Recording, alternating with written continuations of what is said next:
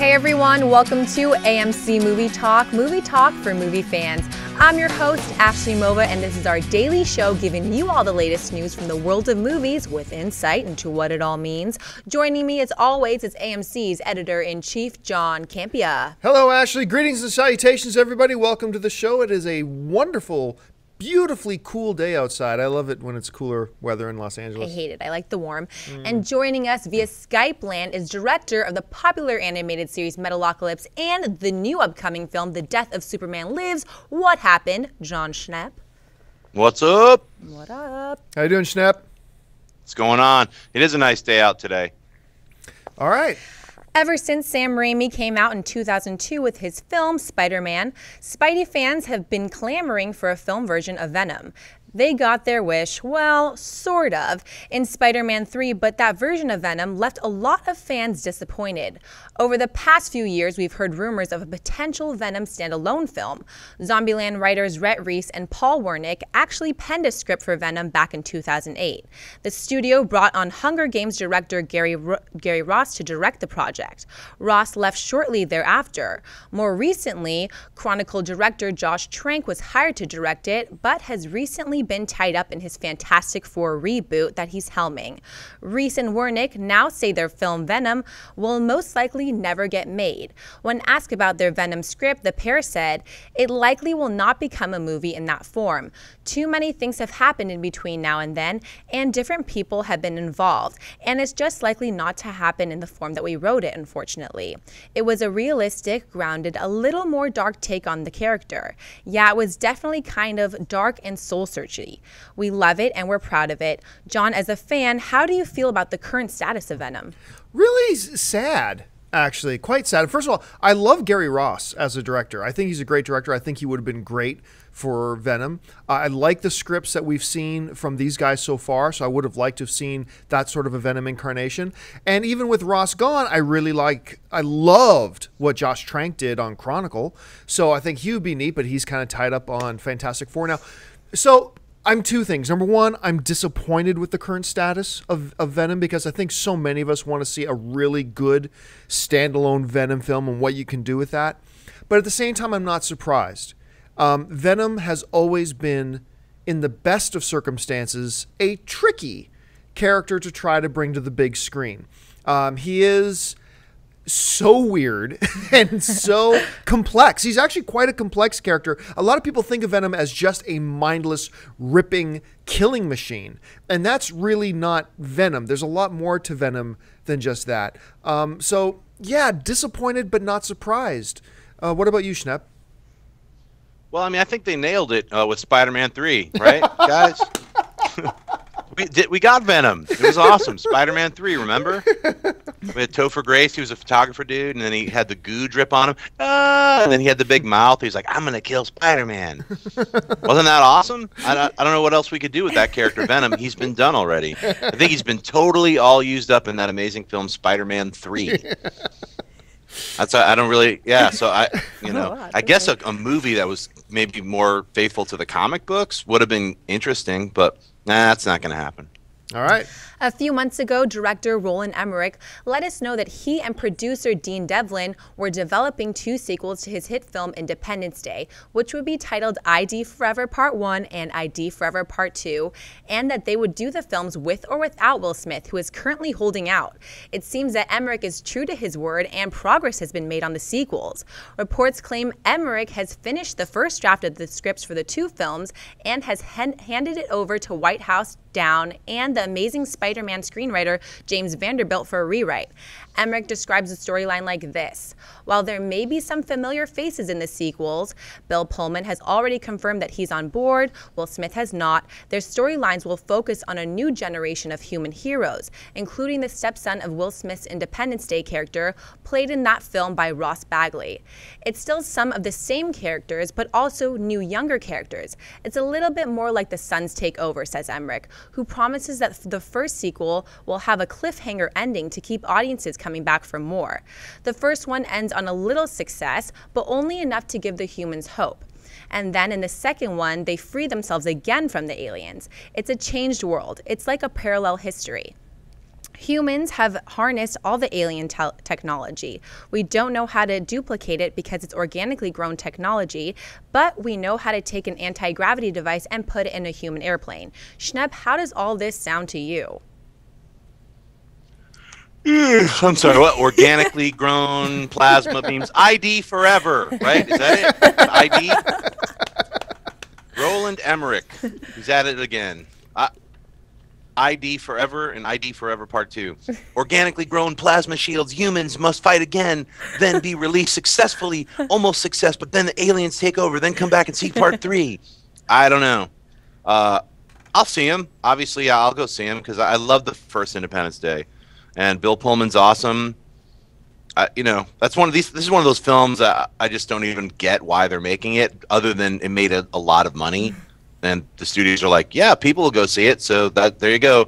Organically grown humans are really for 2 hours trying to figure out this alien technology and its parallel universe and how we use it now. You know what? Oddly enough, this kind of stokes me. I actually like what I'm hearing now. Thanks a lot, Roland Emmerich, for all the spoilers. Now we know how the first one's going to end and how the second one's going to end. I like it, and I've always been okay with the idea of doing Independence Day with or without Will Smith. The crux of Independence Day was not Will Smith's character. It was the whole context of what was going on. And I love that Bill Pullman will be back. Obviously, he can't be the president again unless in that other Earth, you know, presidents are allowed to have 6 terms. So obviously he won't be the president this time around. Maybe his son's the president. Who knows? But yeah, for whatever reason, look, let's face it. ID Part 1 and ID Part 2 are amongst the worst titles ever given to any project in the history of Hollywood. John, don't forget Forever. ID Forever. Don't forget the Forever part. ID Forever Part 1 and ID Forever Part 2. So, I mean, I'm going to keep my fingers crossed that these titles will change. But yeah, actually, overall, I got to admit, against my better judgment, I kind of like what I'm hearing, so let's hold on to some hope. Hey, John, I just figured out why Will Smith doesn't want to be in ID Forever Part 1, because he talked to Roland Emmerich, and he was like, look, Roland, I'm the lead character. I got to kill the bad guy. I got to kill the alien at the end. Yeah, Bill Pullman can't kill the alien because I'm the lead character. You have to show me be the winner, right? Maybe that's what happened. All right, folks, so listen, we've come to that part of the show for buy or sell. Here's what's going to happen. Ashley's got a few other issues from the world of movie news in front of her right now. She's going to read them off, and Schnepp and I are simply going to say whether we buy it or sell it. So, Ashley, what do we got? The Wolverine opens in AMC theaters everywhere on July 28th, and the first official trailers are now online. A domestic and international trailer. John, buy or sell these first Wolverine trailers? Buy it. I love these trailers. I love the tone. Look, these are first trailers, so I don't expect to see everything, but give me a sense of what the tone of this movie is going to be. And the tone of the trailers are awesome. A depressed Wolverine following the events of X-Men 3. You know, I love the whole bar scene that's going on in there about how he's about to kill some fools. I really dig this whole idea. And seeing Wolverine standing in the middle of a snowy ground surrounded by 100 ninjas, like that is awesome, awesome stuff. So Schnepp, what about you? I was blown away by those Wolverine trailers. They're awesome. I had a feeling that this movie was going to be good, and now I think it's going to, just from the trailers, both the international and the American version, which are different and have a different tone and flavor to them. So it's worth watching both of them. They both have different footage. So, man, way better than I thought it was going to be. I can't wait to see this movie now. We've known for some time that Mark Wahlberg and Jack Rayner will be the male leads in the new upcoming Transformers 4 film, and it now appears that we have our new female lead. Michael Bay announced on his Twitter account that The Last Airbender star Nicola Peltz will take on the leading lady function. It should be noted that she's a new character and not a recast of either Megan Fox or Rosie Huntington-Whiteley. Schnepp, buy or sell Peltz as the female lead in Transformers 4? Transformers 4, a new female lead actress. Buy. Why not? That's awesome. Someone new? Awesome. I'm totally into it. Transformers 4, new robots, Mark Wahlberg, and brand new characters and a new script. I'm going to hesitantly sell this now because the only thing I have to really gauge Nicola on is The Last Airbender, which was a legendarily epic proportion failure of a film. But I say hesitantly sell it because I have heard that she's actually pretty darn good in Bates Motel, but I haven't had a chance to see it yet myself. So for now, I stand on a hesitant sell. Well, staying with Transformers 4, Michael Bay recently reaffirmed that the new film picks up exactly 4 years after the events of Transformers 3, and explains that the reason they have a whole new cast is that this Transformers needs to feel different from the other 3 films because they are embarking on a whole new trilogy. John, buy or sell a new trilogy of Transformers movies? I am going to sell this. Like, while I am curious about the new Transformers, I'll always give Transformers a chance, even though I really dislike number 2 and 3. I have to sell this. Look, if you were going to, if the whole idea is brand new trilogy, we're going to change all the characters, we've got to change the feel of it, we got to change well, then just reboot it. Then just call it a reboot. Get rid of Michael Bay. And look, I've always said I like the job Michael Bay did on the first one. And I'm actually, I've loved a number of his films, so I'm not a Michael Bay hater. But if you're going to reboot this, if you're getting new tone, new characters, new story, new trilogy, then just reboot it, get a new director, and then you're set. So overall, I got to sell the notion that it's a new trilogy, Schnepp. I totally buy it. It's Michael Bay. It's still his Transformers universe. It only takes place 4 years later. I'm sure there'll be like little references and cameos of some of the other actors, some of the people who hung out with the robots in the earlier films. Michael Bay does a lot of cool things, right? He does action scenes filled with robots and explosions. So that's where you're going to get more of that. It's going to be fun. So I buy it. It's a day for new trailers. A new international trailer for Kick-Ass 2 also hit the web. This version of the trailer primarily focuses on Hit Girl. Schnepp, buy or sell this new Kick-Ass 2 trailer? Totally buy it. It's awesome. I cannot wait for this movie to come out. I mean, it's really faithful to the comic book, but it also adds a lot of new flavor to it. So, and who doesn't love Hit Girl? So I can't wait. Every time I see more about Kick-Ass 2, I just get more amped to see it. So August can't come quick enough. Yeah, I also have to buy this. I mean, I don't as enthusiastically buy it as Schnepp does. I don't think this trailer is as good as the other Kick-Ass 2 trailer, but there's some really, really cool moments in this trailer, and I really like that whole, I don't need to spend 4 years finding out who I am. I know who I am. I'm Hit Girl. It's like, yeah! So, yeah, I'm so stoked for this movie. It's unbelievable. It's going pretty much off the charts for me. All right, folks, it's that time of the show for Mailbag. Listen, if you've got a topic or a question you would like us to address on air, you can email us anytime at amcmovietalk@gmail.com. And every single day, we pick a bunch out of the group of them, and we read them on air. Ashley's got a bunch of them pulled out of the mailbag. So, Ashley, what do we got? Ryan H. writes, "Hey guys, love the show, and I find myself agreeing with you, John Campea, on a lot of subjects. Wise man. How much longer do you think Hugh Jackman can continue to play Wolverine? The man's in great shape and looks more and more like Wolverine as he gets older. I can see at least one more solo Wolverine movie and maybe one more X-Men movie after X-Men Days of Future Past. Thanks, guys. You all rock." Okay, well, there are two answers to that. Number one, Hugh Jackman could continue to play Wolverine for another 15 years. I mean, he just could. And I love the fact that you point out that the older he gets, he's actually looking more and more like Wolverine. And I agree with you. And nobody else is mentioning that. And I think that's why we could see him play Wolverine for 15 more years. However, we've talked about this on the show before. Hugh Jackman is signed on for this Wolverine film, and he's signed on for X-Men Days of Future Past, and that's it. He is not signed on for anything more beyond that. And he's kind of indicated that I think he's done. I think he's played Wolverine, I think 39 times now, maybe 47 times. And let's face it, he has earned the right at this point to walk away. He's given us an amazing Wolverine for like 12 years now. He's paid his due. He's given us fans what we want. It looks like he's going to give us more of what we want in this new Wolverine film. If he is indeed deciding to walk away after X-Men Days of Future Past, I think we just all got to stand up, give him a round of applause, and thank him for his service. Schnepp, what about you? Yeah, we talked about this in one of the old, other shows. Yeah, I think, how many more Wolverines can he be in? I mean, if this Wolverine is an incredible hit, maybe they can pump one more out with him in it. But, I mean, you're right. I mean, it's like he's been doing Wolverine since 1999 and got cast in X-Men. And it's like, that's like almost 14 years now. Yeah. So, I mean, he's awesome as Wolverine. he could do the Old Man Logan movie. If he wanted to do Wolverine and keep going, I'd be all for it. I just think, I don't know how many more X-Men movies they're going to go with this current crew. I mean, if they want to keep rocking it and go 10 more years, I'm for it. If they want to reboot it, I'm for that too. So, all right. Ryan Johnson writes, best show ever. Hey, John, I don't like Ewoks. JK, I do. Ooh. No, wait, I don't. Okay, fine, I do.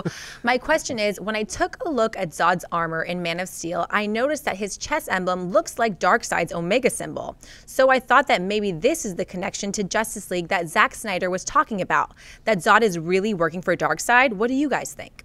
Okay. Not a bad theory. I can see why you kind of see that shape on his chest. Not a bad theory.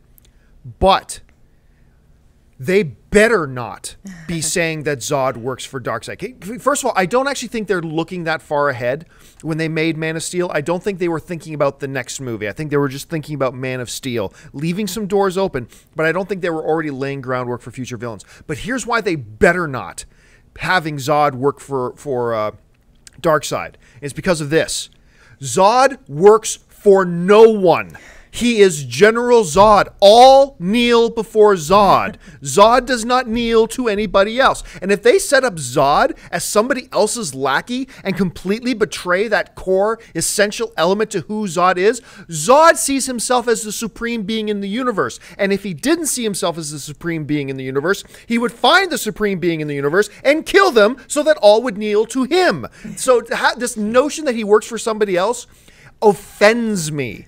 If he is working for Darkseid in Man of Steel, that is really going to irk me. Schnepp, what about you? Man, you really got kind of steamed off on I'm that. passionate about Zod, man. Ryan Johnson, Zod the Kneeler.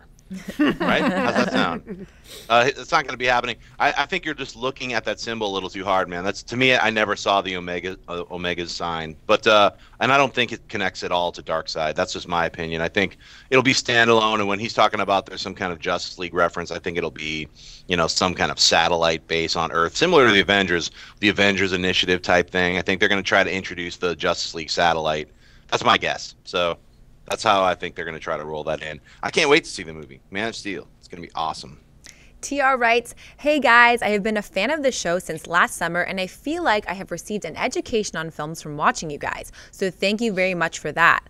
I absolutely love Dwayne "The Rock" Johnson and I love movies from the DC and Marvel universe. So I was extremely excited to hear that he would be playing the character Lobo. Unfortunately, Johnson said in an interview that the Lobo project went away. Does this mean the Lobo movie isn't happening at all, or do you think that Johnson lost interest in it and wanted to focus on making Hercules and other projects? It was really interesting hearing that The Rock was looking at Lobo. He was supposed to do Lobo with the same director that did Journey 2 with him. His name, I think, is Brad Payton. It was who he was supposed to do that with. So there's been no word if Brad Payton is still on it or if the project is still a go. Look, there's a couple possibilities here. Either number one, Dwayne "The Rock" Johnson stood and looked at what a mess the DC universe is in right now, in the movie universe, that, oh, we're doing Justice League, oh, we're not, oh, we're going to see how Superman does, and blah, blah, and just said, I need to get out of this. But I think there's also a real strong possibility here that Warner Brothers may have pulled the plug on it. I mean, they still don't know what they're doing with Justice League. They had trouble with Green Lantern, more trouble than they thought they were going to have. They're kind of waiting to see how the public reacts to Man of Steel, and like Schnepp and I both think it's going to be amazing. I think there is a stronger possibility here that Warner Brothers pulled the plug on Lobo, because honestly, there is a really high potential with a character like Lobo. He's another tricky one to do on screen, and I think they're worried about producing another Ghost Rider. I mean, because Ghost Rider is in that vein. Obviously, there are two very different characters, but they're in the same vein, of character, right, genre-wise. And I think they looked at Ghost Rider and say, we didn't know how to pull this off. It was a really difficult one to do. The audience didn't really quite plug in with it, and it didn't generate the interest that we had hoped. And I think they're worried about the same thing happening with Lobo. Lobo could make an awesome movie, but I think the higher chance here is that WB pulled the plug. Schnepp? Yeah, I think that just happened. I mean, remember, Rock has been attached to a lot of movies. He was Spy Hunter. He was in that video game Spy Hunter for years, and it was on and off and on and off. So yeah, I mean, I don't think he was like, man, I really got to do Hercules, so screw the Lobo. I think it was more, just a series of events. Same thing with Venom. Like that's just what happens with a lot of movies. They get on a chain, they start moving forward. Other movies take over. Other things are put on hold for a little bit, and then some continue, and then a lot of them don't. So Lobo will get done someday. Rock won't be in. Michael M. writes, I recently heard that Disney is working on an Oz sequel, given the first one was a big success. Some of my friends online have been debating if Disney would pay royalties to MGM to use the ruby slippers, or do you think they will go with the silver slippers from the book? I actually sat down with a Disney rep and talked about Oz the Great and Powerful, and that's when I discovered that Oz the Great and Powerful is actually not a prequel to The Wizard of Oz, the movie. It is a prequel to the book. And that's why you have, so what that means is this, is that Disney can't use any of the things in the Wizard of Oz movie that were not in the book.